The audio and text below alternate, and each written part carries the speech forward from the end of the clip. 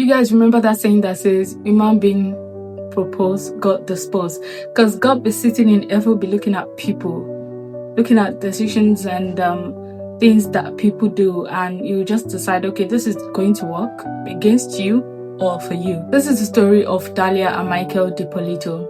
These two met themselves and got married in February 2009. Now, Dalia used to be an escort, and Michael, he don't mind. He loved the babe, and they decided to get married.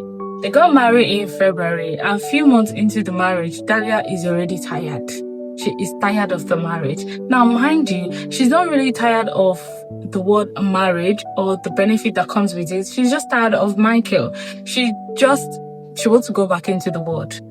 Maybe she's not entitled to the freedom that she used to have previously before she got married to Michael, and she wants that freedom back. She just wants to go back to the streets, because once you're on the street, you belong to the streets. I'm sorry. So, but she wants all the good things that come with the marriage. She wants the house. She wants the house that they move in, which obviously belongs to Michael.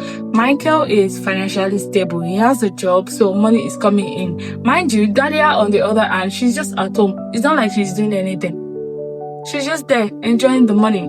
And she thought, like, okay, she wants more freedom by going out into the world and not being held by marriage. She wants to be very free. And she thought to herself, what's the best way of enjoying this freedom? Let me kill my husband. And mind you, this is just few months of marriage. We're talking about 3 months into the marriage. So she decided to confide in a friend. She go out and go talk to this friend. His name is Mohammed. And she told Mohammed, I'm tired of my marriage. And Mohammed was like, yeah, that's very easy. If you're tired of the marriage, just divorce.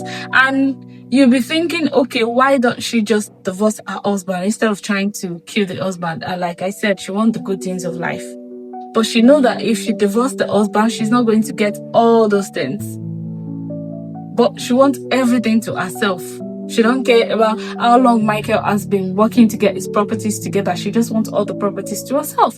Now, the friend was like, so you don't want divorce, but you want to kill your husband? And she was like, yes, I'm just tired. And friends outside of the marriage described the marriage as a little bit problematic, because few months into their marriage, they started arguing, they started having a huge fight and misunderstanding for no reasons. Nobody know what reasons that they are fighting for.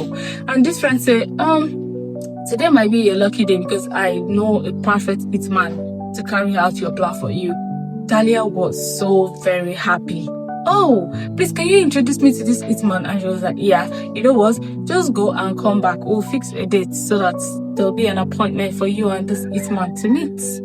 And Dalia went home, obviously very happy, thinking like, okay, our problem is solved. Mohammed, on the other hand, went straight to the police, because it's so weird for you to come to me and say you want to kill your husband, right?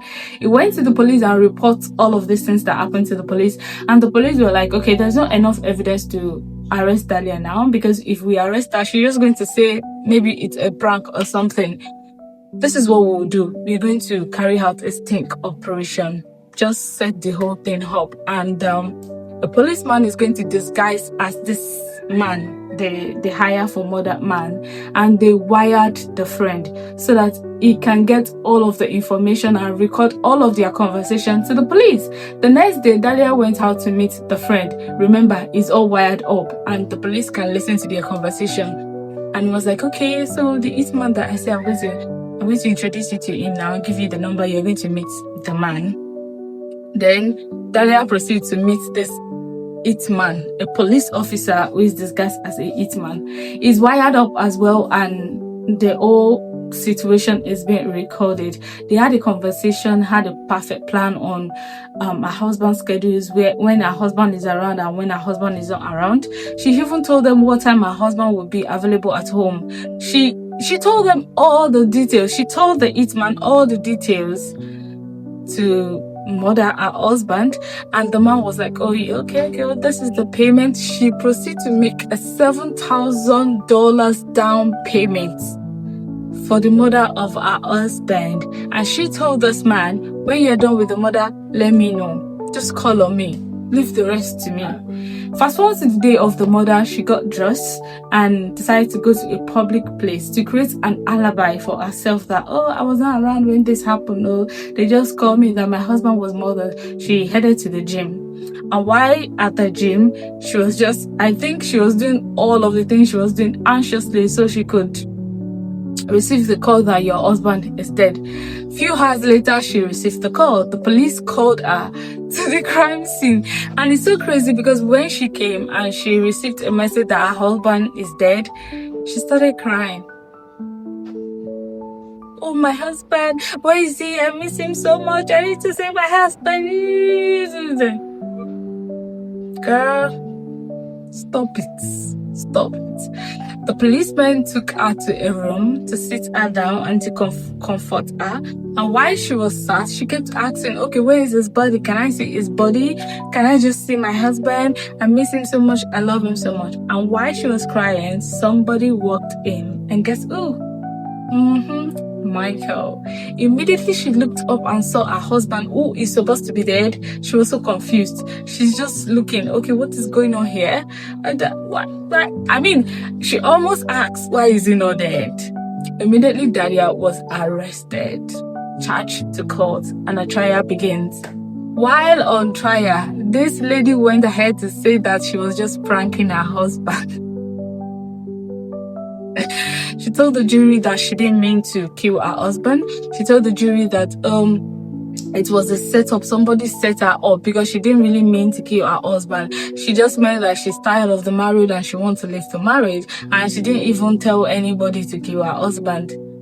You literally paid $7,000 down payment to get your husband killed, and this is crazy.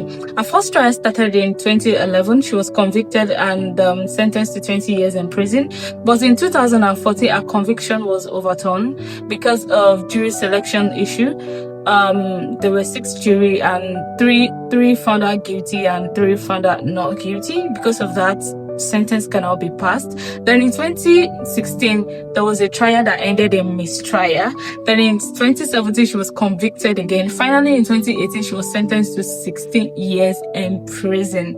Thank God Michael is alive, and thank God for that friend. He saved Michael. Now the only problem I have with this story is the jury, right?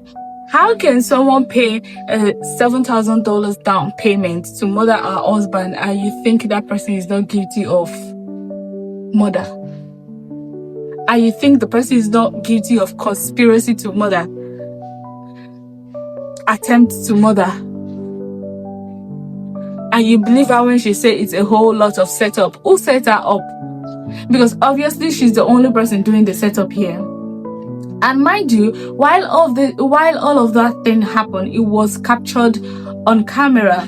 It was even broadcasted to the TV so that the masses, the citizens, are not going to say that she's played or she's set up. So everybody can see. There was a recording of her talking to this policeman disguised as a killer to destroy and to kill her husband. So why does it make sense that some part of jury will just find her not guilty?